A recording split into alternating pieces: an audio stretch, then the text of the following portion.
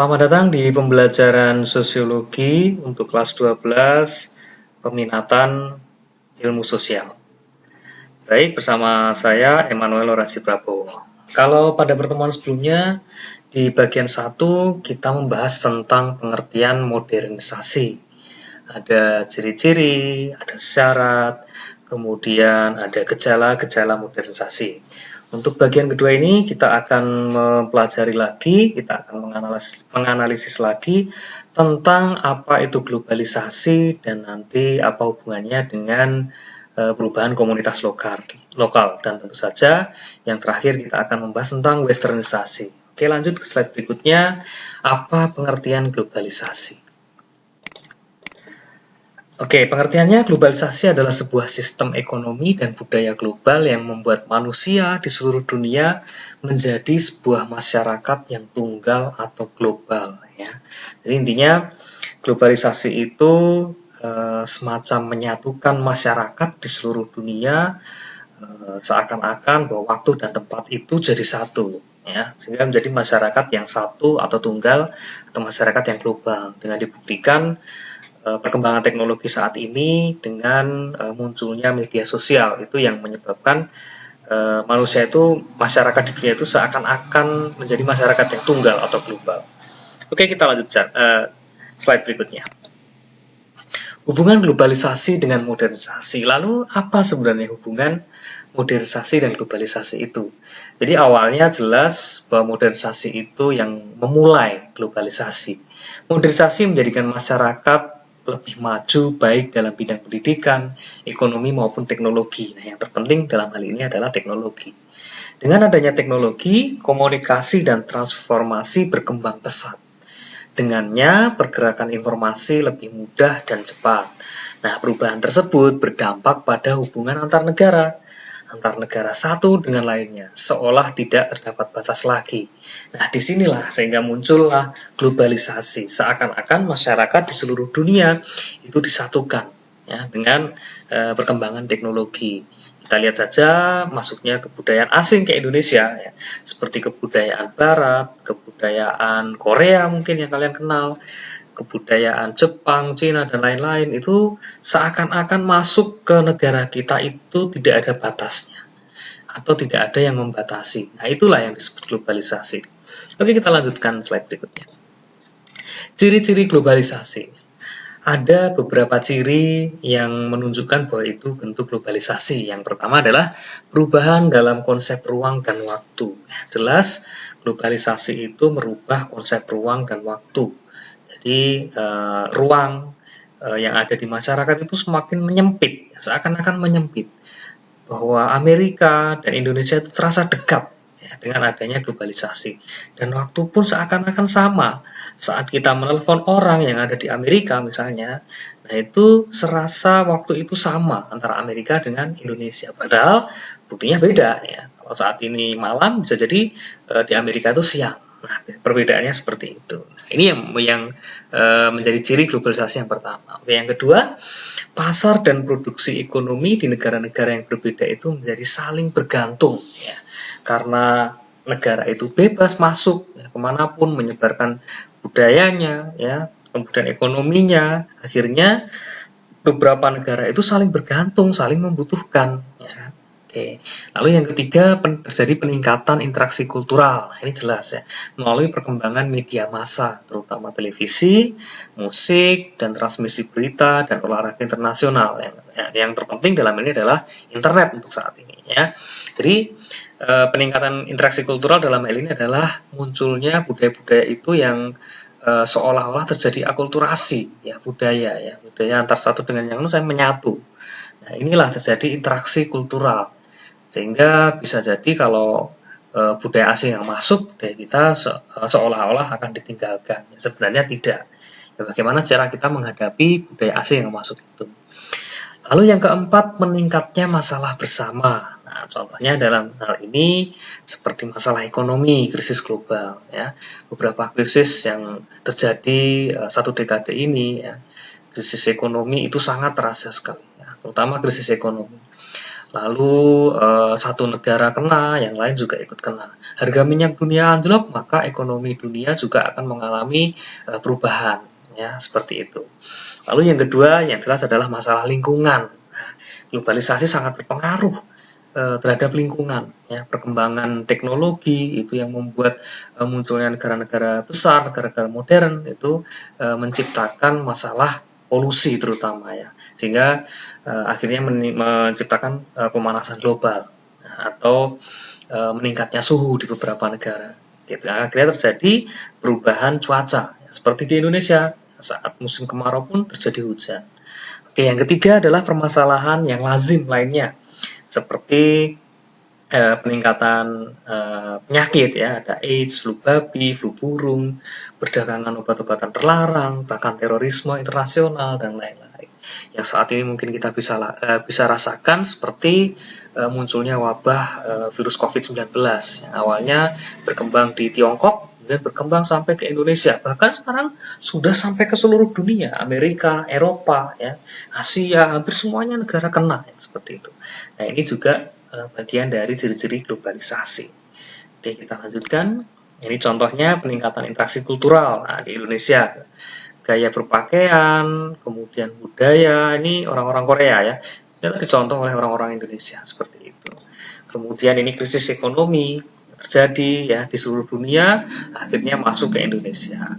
Kemudian pemanasan global itu yang menyebabkan adalah munculnya industri-industri di negara-negara berkembang maupun negara-negara modern, sehingga menyebabkan pemanasan global seperti ini. Lalu ini meningkatnya virus flu burung, ya, H5N1 yang dulu pernah mewabah, ya, hampir di seluruh dunia, ya, tapi sekarang sudah tidak terlalu kelihatan. Sekarang digantikan COVID-19. Seperti itu. Contohnya seperti itu. Kita lanjutkan. Dampak modernisasi dan globalisasi. Oke, kalau bicara tentang dampak pasti ada dua, ya, negatif dan ada yang positif. Kita pertama ke negatif dulu. Apa dampak dari modernisasi dan globalisasi? Karena modernisasi pasti berhubungan dengan globalisasi. Ya kan? Dampaknya yang pertama, dampak negatifnya yang pertama adalah anomi, ya, atau bergesernya nilai budaya akibat kemajuan di bidang teknologi dan pengetahuan. Jadi orang-orang sudah meninggalkan budayanya sendiri kelihatannya, ya, karena akibat kemajuan bidang teknologi dan pengetahuan. Akhirnya budaya asli itu tergeser dengan budaya yang baru, budaya yang berpedoman pada teknologi dan pengetahuan. Lalu yang kedua, meningkatnya angka kriminalitas dan kenakalan remaja. Ini pasti menjadi salah satu dampak negatif, ya, kriminalitas terutama di beberapa kota besar. Bahkan sekarang kriminalitas pun tidak hanya di kota, bahkan di desa-desa pun juga terjadi kriminalitas. Kenakalan remaja juga seperti itu. Dengan perkembangan remaja yang kita bisa rasakan saat ini, ya, akibat dari pengaruh paparan gadget mungkin, ya, teknologi komunikasi, akhirnya banyak remaja yang akhirnya terlibat seks bebas, pergaulan bebas, penggunaan obat-obatan terlarang, seperti itu. Ini juga dampak negatif dari modernisasi dan globalisasi. Yang ketiga, meningkatnya tingkat pencemaran lingkungan. Nah, tadi sudah dijelaskan di awal tadi juga, ya, menyinggung tentang pencemaran lingkungan. Ini sudah pasti, ya, beberapa negara sekarang menyoroti tentang lingkungan, ya, laut yang kotor, ya, hutan-hutan yang ditebangi, banjir di mana-mana, ya, bahkan di kota-kota besar juga seperti itu. Lalu yang keempat, menimbulkan kesenjangan sosial ekonomi. Ya, ini sudah pasti. Di beberapa negara berkembang muncul kelas-kelas sosial di masyarakat. Ada kelas bawah, kelas menengah, kelas atas. Nah, ini yang memunculkan kesenjangan sosial ekonomi, ya kan. Semakin banyak penduduk, ya, ledakan penduduk, akhirnya terjadi kelas-kelas sosial di masyarakat. Kelas bawah udah pasti itu menduduki jumlah penduduk paling banyak, ya, dibandingkan kelas atas, sehingga muncul kesenjangan sosial antara yang kaya dan yang miskin. Oke, kita lanjutkan. Yang berikutnya adalah terjadinya culture shock. Ya, ini hampir sama dengan culture lag. Bedanya kalau culture shock yaitu kesulitan seseorang dalam menyesuaikan diri terhadap nilai budaya baru yang berbeda dengan nilai budaya sendiri. Nah, ini terjadi karena akibat globalisasi. Jadi culture shock itu kesulitan orang, ya, terhadap budaya yang masuk itu, dia tidak bisa menyesuaikan dirinya. Nah, ya, akhirnya yang terjadi adalah culture lag nantinya. ya. Culture lag yaitu kondisi di mana terjadi kesenjangan antara berbagai bagian dalam suatu kebudayaan, menyebabkan terjadinya ketinggalan kebudayaan antara masyarakat satu dengan yang lain. Karena masuknya budaya tadi, orang tidak bisa menyesuaikan diri, akhirnya yang terjadi apa? Orang itu akan mengalami ketertinggalan budaya, seperti itu. Jadi culture shock dengan culture lag itu saling berkaitan. Kita lanjutkan.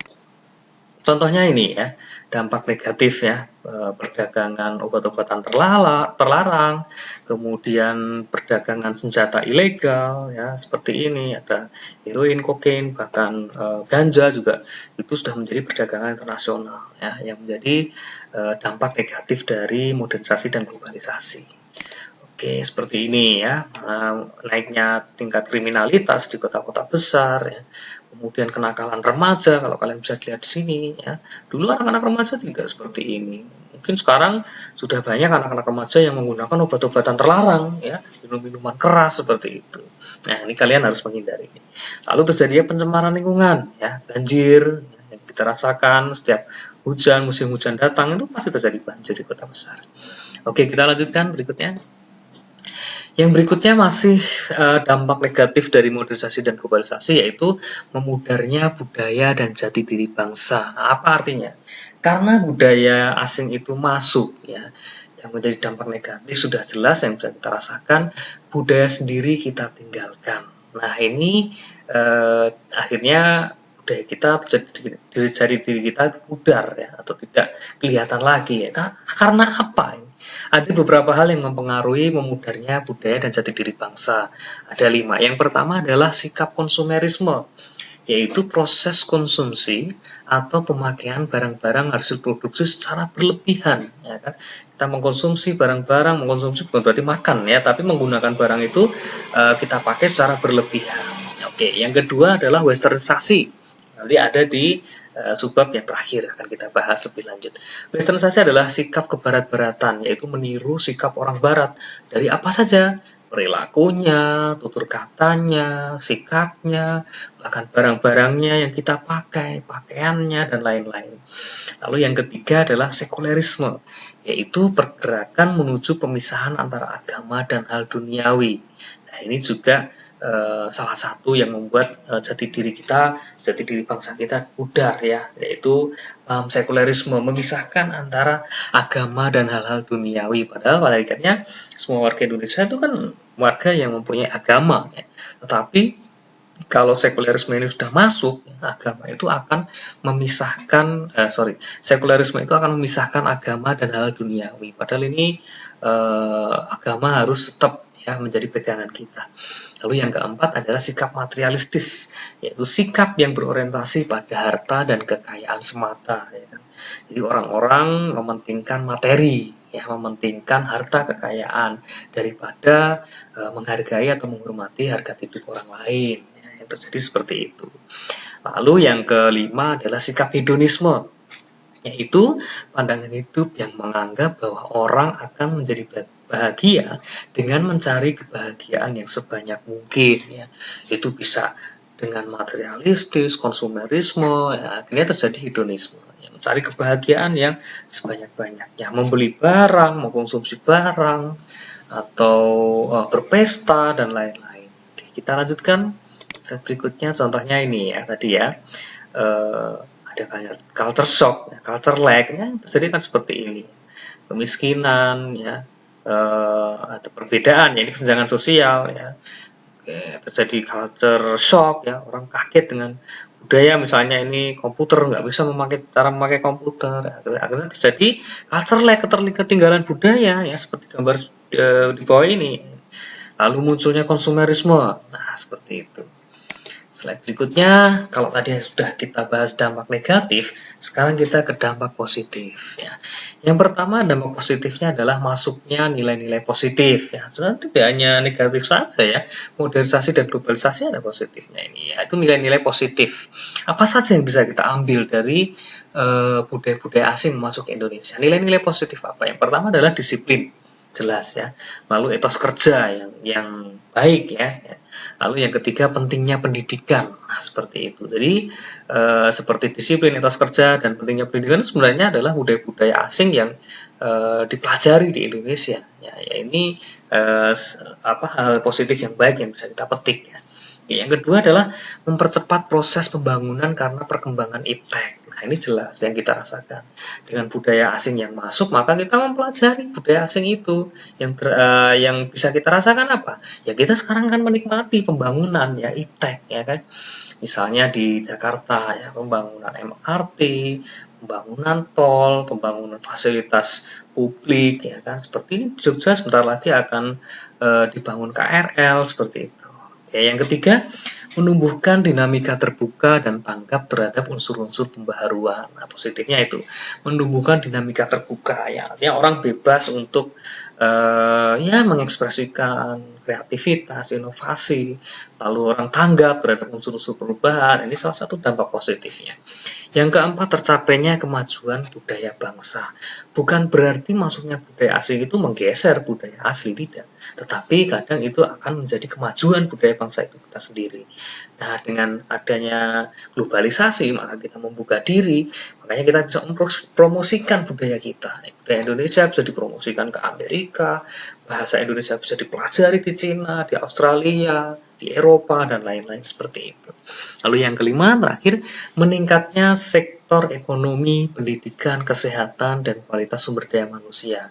Sudah pasti seperti itu, karena budaya asing itu kan yang baik, yang positif, yang masuk ke Indonesia, itu berhubungan dengan ekonomi, pasti ya pendidikan, kesehatan juga akan menjadi baik, kualitas sumber daya manusia juga akan menjadi baik. Oke, kita slide berikutnya. Gambarnya seperti ini ya, menikmati kemajuan bidang, pendidikan ya, kemudian perkembangan kota, nah seperti ini. Oke, kita lanjutkan sekarang ke dampak globalisasi pada komunitas lokal. Oke, mungkin kalian belum tahu ya apa itu komunitas lokal. Sebenarnya nanti di bab selanjutnya, di bab 3 itu kita akan mempelajari tentang komunitas lokal. Oke, apa pengertian komunitas lokal? Yaitu komunitas lokal merupakan suatu unit kesatuan sosial yang terorganisasi dalam kelompok-kelompok kepentingan bersama atau communities of common interest, baik yang bersifat fungsional maupun teritorial. Contohnya, komunitas lokal itu warga desa, kota, suku, maupun bangsa. Ya, ini disebut sebagai kelompok ya, kelompok sosial seperti itu. Tetapi bedanya kalau komunitas lokal itu memiliki kepentingan yang sama ya. Itu bisa sifatnya karena fungsional maupun wilayah atau teritorial. Itu komunitas lokal. Lalu apa hubungannya dengan globalisasi? Oke, dampak globalisasi terhadap komunitas lokal. Nah, kira-kira seperti apa? Dampaknya apa globalisasi itu bagi warga desa, bagi warga kota yang tadi sudah disebutkan di awal tadi ya. Dampaknya yang pertama adalah penggunaan teknologi komunikasi dan informasi. Yang dirasakan seperti warga kota sekarang kita menikmati penggunaan teknologi komunikasi, internet misalnya, ya kan? Itu dampak dari globalisasi. Di desa pun jaringan-jaringan provider sekarang bisa dinikmati. Contohnya seperti itu. Yang kedua adalah kemudahan dalam bermobilitas dengan transportasi modern. Itu juga kita bisa rasakan ya kan, pembangunan kereta cepat ya, dan transportasi lainnya yang mendukung. Oke. Yang ketiga adalah ini ada buruknya ya, yaitu gaya hidup materialistis. Memang bisa akan menyebabkan hal seperti itu ya. Orang-orang kota akan kebanyakan memiliki gaya hidup materialistis ya kan. Oke, contohnya seperti itu. Orang desa bisa nggak? Bisa ya kan. Yang keempat adalah perubahan pada tradisi atau adat kebiasaan lokal. Nah, seperti itu.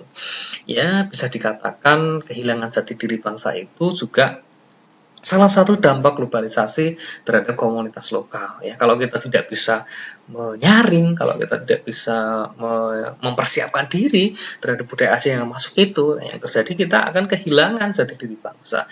Akan terjadi perubahan pada tradisi ya, kebiasaan kita, ada kebiasaan lokal. Nah, itu akan hilang. Makanya kita tetap mempertahankan kebiasaan lokal tetapi juga mengadaptasi atau bisa menerima budaya asing yang masuk itu, kita adaptasi, kita akulturasikan sehingga budaya kita bisa bertahan. Jadi seperti itu.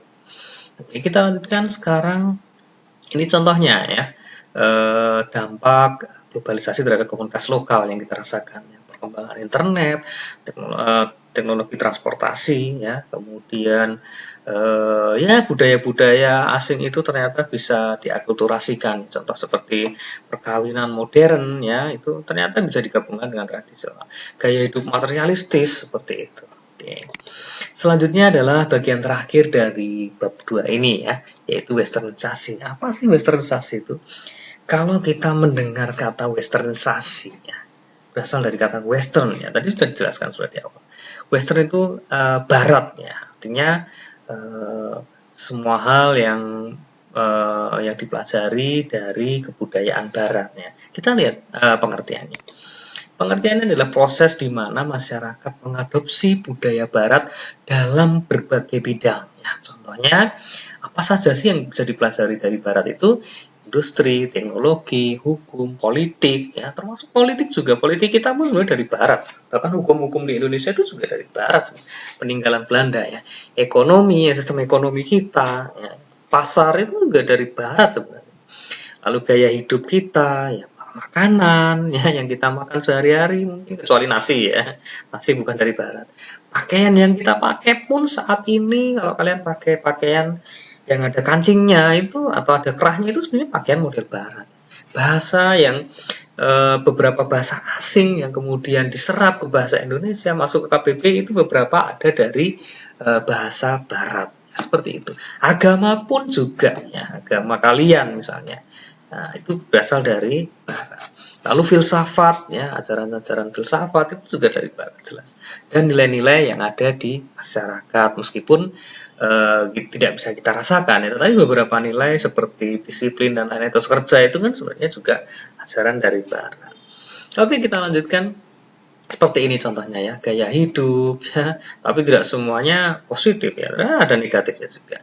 Kemudian minum-minuman keras, ya, makanan, kemudian bahasa, ya, kan seperti ini. Bahasa pun kadang-kadang kita tidak menyadari, ya, bahasa yang kita pakai itu bahasa barat sebenarnya, menirukan meskipun secara langsung tidak, ya. Oke, seperti itu. Seperti umpatan-umpatan itu juga sebenarnya dari barat. Oke. Kemudian yang selanjutnya adalah dampak westernisasi. Dampak westernisasi ada dua. Yang pertama adalah kehilangan jiwa nasionalisme atau jati diri bangsa. Ya, itu jelas, ya. Dengan masuknya westernisasi itu jati diri bangsa kita hilang karena budaya barat yang masuk, ya. Dan seperti contoh di sini, ya, kenakalan remaja, pergaulan bebas. Nah, ini yang menyebabkan jati diri bangsa Indonesia itu hilang karena nggak ada seperti ini. Kenakalan remaja, pergaulan bebas itu di Indonesia tidak diajarkan. Orang-orang kita tidak mengajarkan hal seperti ini. Tapi yang terjadi kalau budaya barat itu masuk, ya, kita akan mengikuti, ya. Benar nggak? Mungkin kalian sendiri pernah merasakan itu, ya, merokok, apalagi ini budaya barat sebenarnya. Oke, lalu yang kedua adalah perubahan pola perilaku kebarat-baratan. Nah, ini semua contohnya, ya. Padahal kita orang Indonesia yang harus menghormati bangsa kita sendiri. Tetapi karena kita mengikuti orang Barat yang terlalu ketat, yang terlalu ya mudah dipelajari, akhirnya kita hilang jati diri kita. Oke, terima kasih. Sampai di sini pertemuan kita untuk bab 2 ini, yaitu globalisasi terhadap pengaruh komunitas lokal bagian 2. Untuk berikutnya kita akan bertemu di bab 3, di bab yang baru lagi. Oke, terima kasih telah menyimak materi saya.